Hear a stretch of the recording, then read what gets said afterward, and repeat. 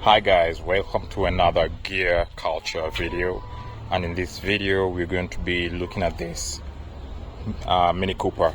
It's the R50 2005 model, and this belongs to a friend of mine, and we want to do quite a number of things. He just got it recently as a car that he wants to do his projects on, and it has a couple of faults. It's a little bit beaten, but well, what's a project car if it's not beaten? So it's quite a number of things that we'll be looking at, and just to give you a quick brief or explanation about this car itself. There you can see it's really rough around the edges.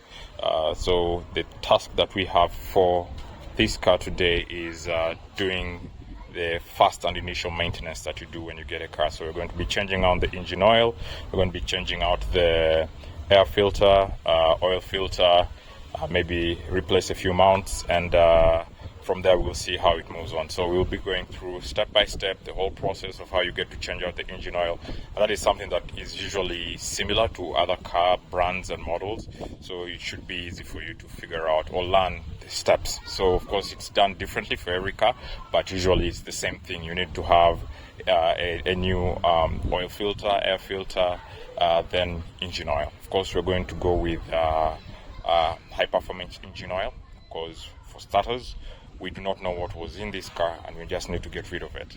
And on top of that, at least for fully synthetic engine oil, we end up getting the best mileage out of the car with little or less wear from the engine oil. So yeah, I'm fascinated about this project. Well, for starters, this is a European car in the BMW family. So for those who didn't know, Mini Cooper is part of BMW. So quite a lot of things in the BMW are also in this car. But of course, you'll be amazed that some layouts, especially for this car, is a bit different. The other cars in the BMW line usually have their engines mounted longitudinally. This one, the engine is sideways. So I'll just go ahead and open up the hood just to show you a few of the things we're going to be interacting with.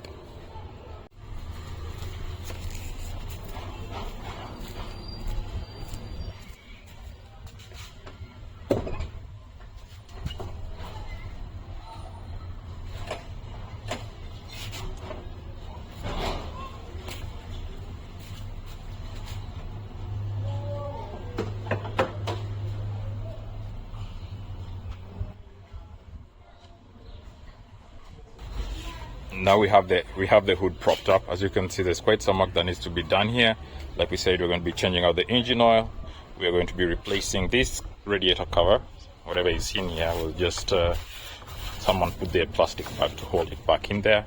This battery is not meant to be in here. It needs to be changed out. We may not do it today, but we will do it as well at some point. The DME is just loosely hanging in there. It's because the box in which the actual size of the battery that is supposed to be seated in here is not here, and that box holds this DME in place. We can see there are leaks from the power steering reservoir. We may not work on that today, but it's something that has to be done at some point. What else? The brake fluid needs to be changed out at some point. So today we're just going to be focusing on changing out the engine oil, replacing the filter. Of course, we're getting rid of that. Then also we'll be changing the oil filter, which is further down on the side. Like I mentioned, this car's engine is laid out sideways, so everything is compounded in one place. So right below it is where you have the gearbox and the differential, and all that drives the front wheels. So this is a front wheel drive.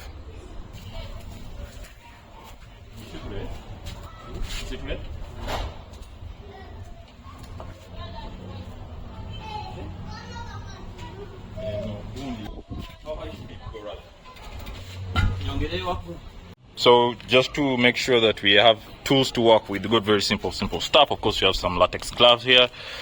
Oil can be very messy. We have this container that we'll use to catch the oil. Then the funnel we'll be using to pour in some clean oil once we have the old one out. Oil filter right over there, the air filter here. Then we have the cover that is going onto the radiator cup. The car is already jacked up. The next thing we're going to do is let it run for a few minutes to light up, make the oil a bit much lighter before we drain it.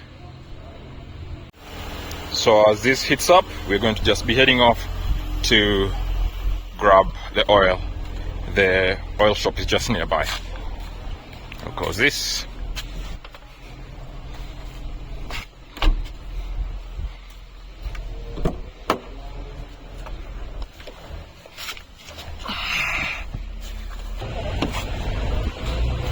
So we have the oil with us. Just put it up at Ruby's. We'll be using Castro Edge 5W40. This is high performance engine oil, fully synthetic. This is a solution this is an oil that you would also want to use on a vehicle, especially if you want longevity out of your engine.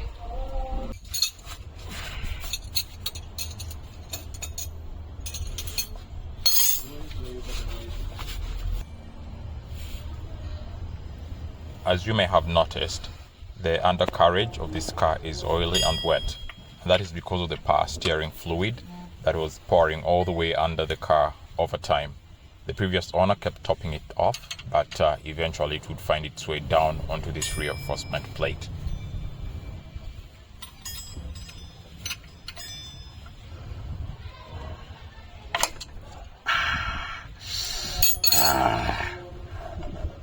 By the way, that really hurt.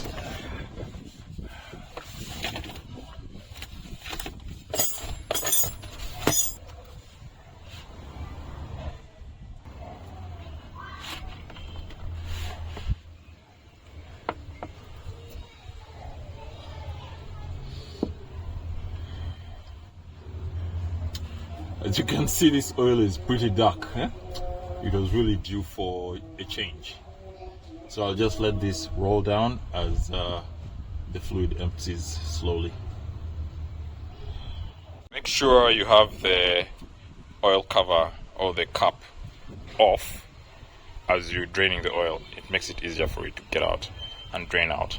So as it's draining out, probably we'll just work on the few other things, and we need to get also the filter out. Reaching this filter down there is a bit tricky, so we can't do it from up here because there's a lot of things in the way, and from underneath there's very little space to work with. So I think the best thing we'll do is remove that wheel, then have some space through under the wheel there. You can have some access and proper leverage to pull it out.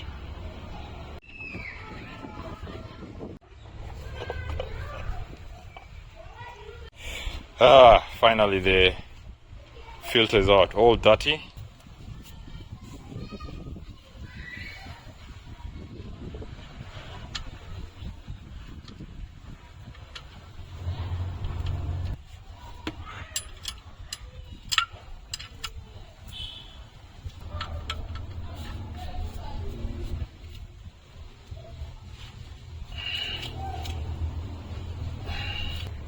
This unfortunately has only one torque screw here. It's supposed to be two of them, then some clips at the back here to hold it in place. So we'll just go ahead and get this off. It's a T20. Just loosen it. I'm not left-handed, but well, the other hand is holding the camera, so just work with that.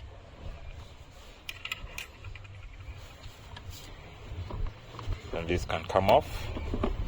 Just wiggle it out slowly and off the boot. There you go.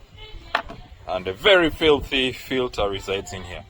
I know many people prefer recycling some of these or reusing them. They simply just use compressed air to blow out the dust from this, but this is already too dirty. As you can see, we do not want this to get into the engine, so we'll be replacing this. You can see this has had quite some mileage on it. We'll just wipe down some of the dust in here and put in the new filter. So we're replacing it with this. You make sure that you place it right in well so that it doesn't get pinched when you're covering. Usually when it doesn't sit well, it's hard for the cover to tighten and seal this area properly. So you want to sit it very well so it doesn't get pinched and torn and doesn't work effectively, letting in dirt into the engine. All right.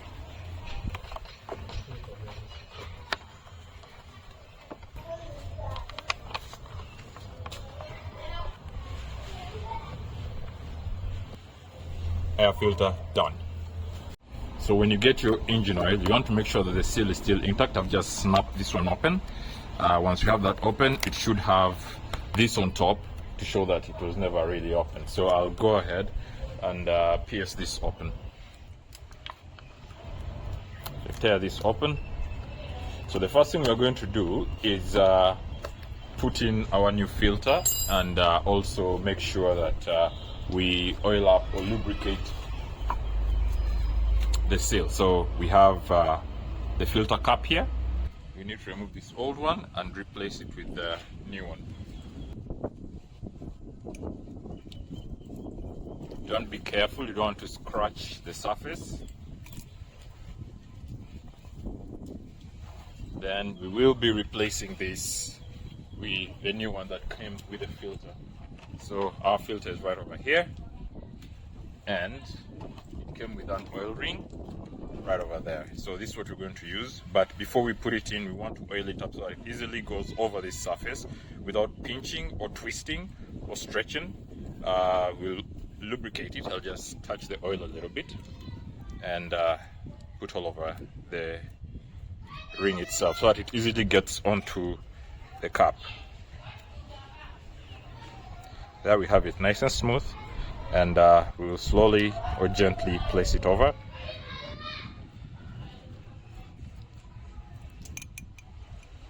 Make sure it sits in the right spot, otherwise it will not seal properly, and usually that can become problematic because it will end up being pinched and torn.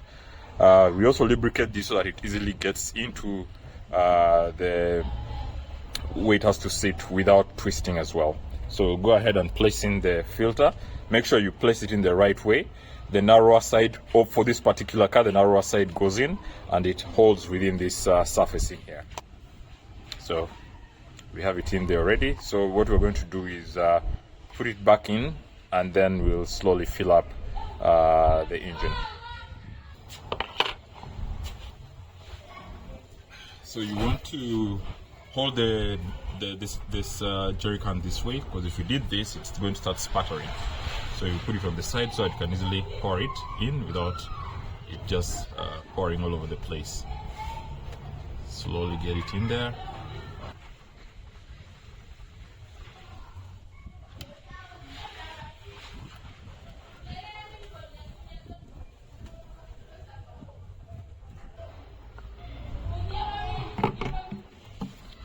Then you put this back on till when it clicks.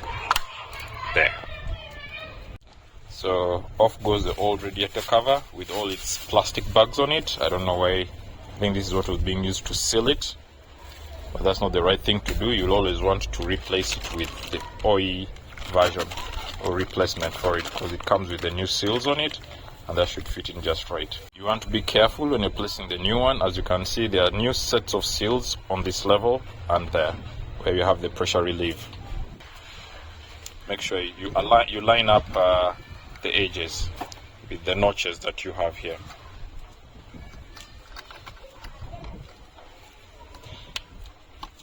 Once it's seated, you just twist.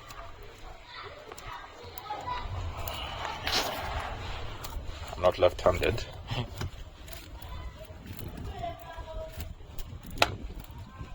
So it's there, locked in place with the new seals, so we don't need those plastic bags that were there that could easily even be a fire hazard.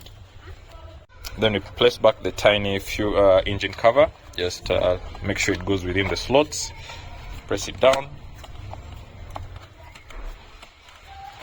There you go. I'm going to replace the mount for the engine, the lower one. So I'm going to remove this, and actually, if you slowly notice, it's a bit of a tight space, but this is what we want to remove. We're going to remove this and replace it with the new one that I just showed you. This one is also 15 mil, so we have 16 mil here. You need a 16 mil here, then you need a 15 mil here. So it's been quite a struggle getting it loose, but we had to also add a jack stand here, rather a jack to jack up the engine. so that at least the pressure is relieved off the mount as we get it out.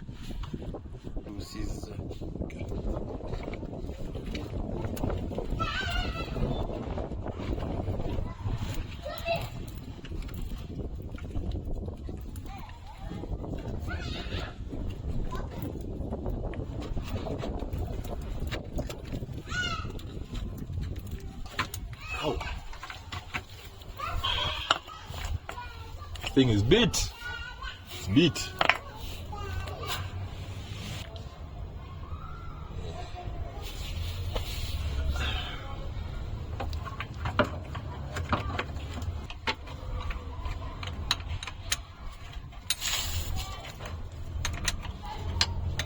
So the next thing we're going to do is put back the wheel, get the car off the jack stands, then run some diagnostics on it.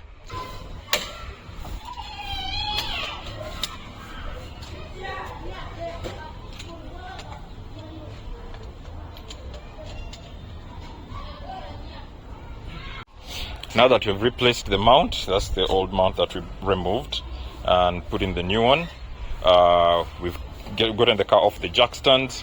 So we have the oil changed, the air filter changed, the radiator cap replaced, and the mount already replaced as well. So the next thing we're going to do is just close this down, start up the car actually. In fact, we're going to just leave it open just to make sure we inspect for any leaks. We're going to start it up, run a diagnostics on it, see any error codes that we have. We'll try and clean those, wipe those off. So to do this, to check out to run the diagnostics, I have my tool here.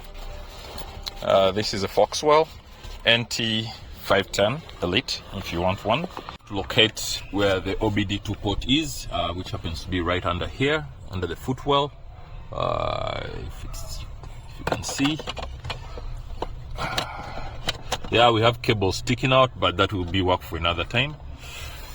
Just plugging it in powers this on, but that's not enough. We want this car to be able to have all the other modules running, so we'll start up the car.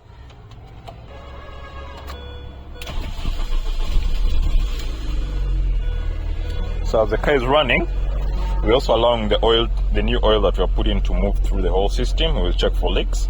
The next thing would be to select the car on this tool. I'll go under BMW, select. There is Mini as our third option. We'll go ahead and select, and we want it to automatically detect the car. So by doing this, it reads automatically the VIN and gives you the details of the car. Then from that point, we will just go into scanning for codes, and we'll see if we have any errors or any modules that have reported errors. We'll try to clear those, and then we'll also go ahead and reset the service time. So guys, everything is finally put back together. No leaks, no water, no spillage of coolant. The temperature is consistent, as you can check here.